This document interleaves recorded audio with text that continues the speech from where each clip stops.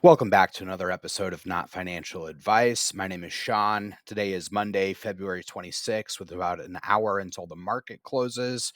Today's video is going to be on Airbnb stock. And so, if this is a stock you own or one that you're looking at picking up, I promise you that by the end of this video, you're going to know a whole lot more about this potential investment opportunity. So, what we're going to do is a fast recap of my portfolio, and then we're going to go ahead and get into the topic of analyzing Airbnb stock and coming up with a fair value for its shares right after this. You need to diversify your bonds. The only problem you're going to have is that you didn't buy more. Because by the time you read about it in the Wall Street Journal, it's already too late. All right, guys, welcome back. Thanks for being here. I'll ask you to like the video and subscribe to the channel. And let's start real quick today and do an update on how my portfolio is performing. I'm sitting at all-time highs, $72,625. Today, my portfolio is up 0.17%, which is good for $125 of gains. The market is down 0.16%. So I've got like a 30 basis point swing here. Very satisfied with that. And the portfolio is pretty diversified. So when we look at my top 5 gainers and decliners on the day, we can get a sense of how the market's doing. So my top 5 performing stocks today are going to be Coinbase, up 16.6%, which is nuts. Domino's is up 6.3%. Tesla is up 4%. Salesforce is up 3.6%. AutoZone is up 1.73%. Now, looking at my bottom 5 worst performing stocks, what we can see here are these 5. So we have Estee Lauder down 2.97%. We have Walgreens Boots Alliance down 3.34. Down 3.6 is Google. Down 4.9 is Green Thumb Industries, and Trulieve Cannabis is down 8% today. And so let's talk about Airbnb. So what we can see here is that since IPO in late 2020, this stock has done nothing. It's been public for about 3 years. It's up 7% over the last 3 years. So it's up something like 2.5% a year over the last 3 years, which means that the stock is flat. But we can notice something interesting here. From the point where it bottomed out, the stock is up about 63%. And so this is a pretty long sustained bullish uptrend here. Looks like about a year and a half to 2 years of a bullish uptrend. So that's pretty promising. And, the stock is flat over all time, but over the last year, the stock is doing nicely here. And so it's a $149 stock. Let's get into this company and figure out what its shares are worth based on free cash flow and an EPS multiple. So if you're not familiar, here is Airbnb's landing page for their website. So I think, this obviously is a very good looking website. I think Airbnb is a dominant player in this space. And we're going to get into the pros and cons on a qualitative level here in just a second. But I guess let me just take you on a quick tour through this. So when we go onto their page, they have their rentals available by category. And so first is Earth Homes, which are obviously very visually appealing, and they put that first. Now that might not be what people go to, but I think it creates a level of sort of excitement about it. And so we can just see these great photos, guest favorite. You can see these are Earth Homes. I'm in Iowa City, Iowa. This is in Springfield, Missouri. So right off the bat, I know $365 a night, 4.9 stars.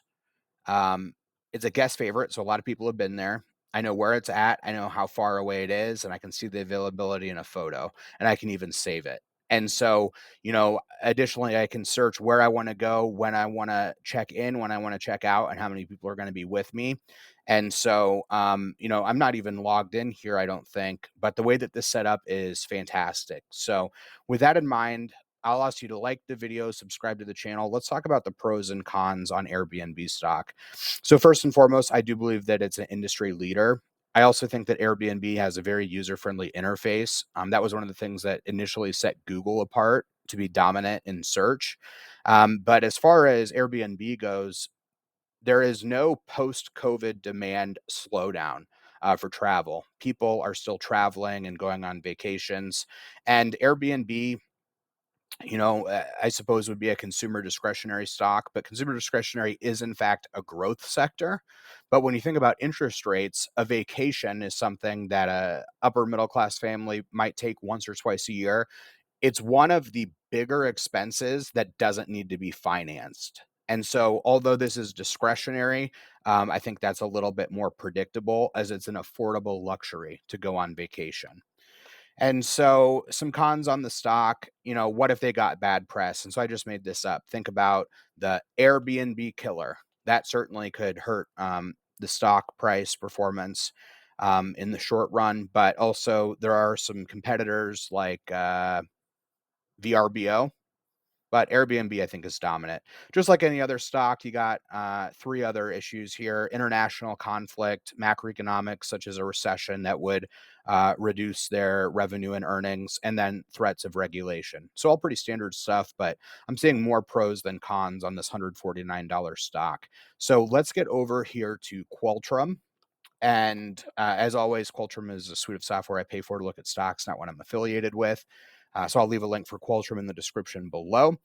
But what I will say is that looking at Airbnb stock here, we want to look over some of the high level metrics. So it's a $97 billion market cap company. So it's a large cap. It has a forward PE of 33.33. It actually has a massive free cash flow yield of 3.3%, which I was not expecting. And then we'll get into some of more of this stuff in a little bit finer detail, but let's get into our checks and minuses. Like the video, subscribe to the channel. So looking at Airbnb stock, let's take a look at their revenue first and foremost. So over the last 5 years, revenue is up 22.1% year on year. And that's ramped and accelerated over the last 2 years. So revenue is moving up and to the right, looking to be moving at a clip of about maybe 17.5% conservatively forward. So this will be a check mark for revenue on Airbnb. Let's take a look at our next balance sheet item. So free cash flow. Looking at free cash flow, what we can see here is they've been positive on free cash flow for the last 3 years. You can see a trend reversal here that looks pretty stable. So 1.3 billion, 2.5 billion, 2.7 billion. And so their free cash flow is going up and to the right in a really good way. So this will be a check mark. Let's look at our next metric. Looking at earnings per share, this looks positive, moving in the right direction. On earnings per share for Airbnb, we have a check mark.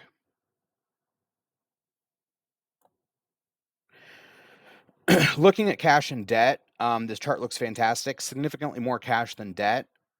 Simply another check mark for a Airbnb. With this many check marks, is the stock overvalued? Usually when you have a large cap company that is performing this well, it's usually overvalued. We're going to answer that at the end of the video. Let's keep going here. Looking at shares outstanding, they are diluting shares 4.5% a year. That's not good.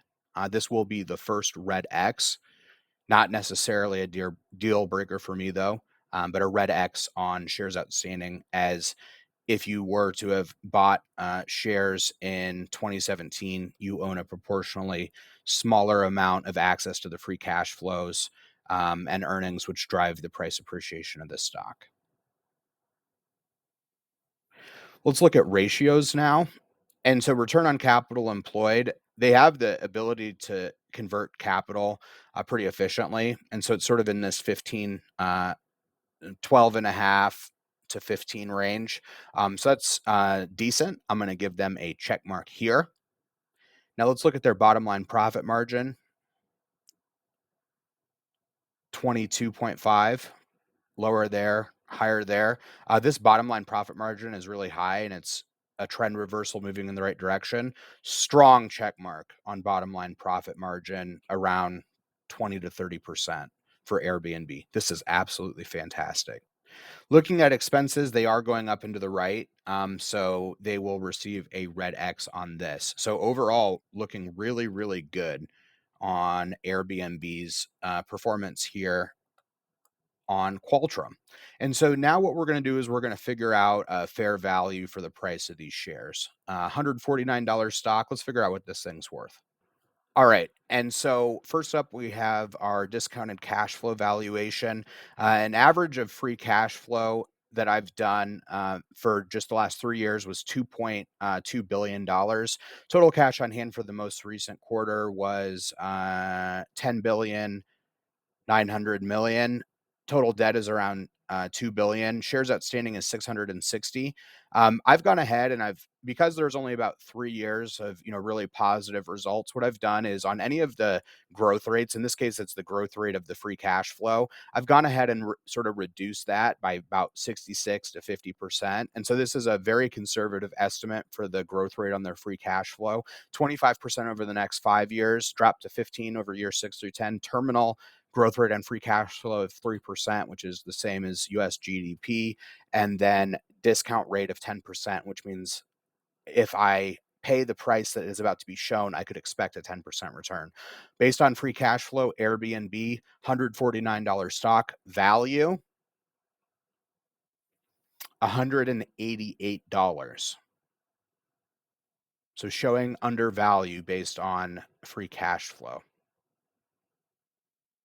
Let's go ahead and check an earnings per share multiple now. All right, and now we have set up earnings per share or PE multiple valuation for Airbnb stock. And so they have had a recent blowout quarter where their EPS was like 10 times higher than it's ever been. So I've actually averaged the last 6 quarters to sort of normalize that. I had found that the median historical PE for Airbnb was about 41. And then what we're doing here is we're projecting the growth rate of earnings per share.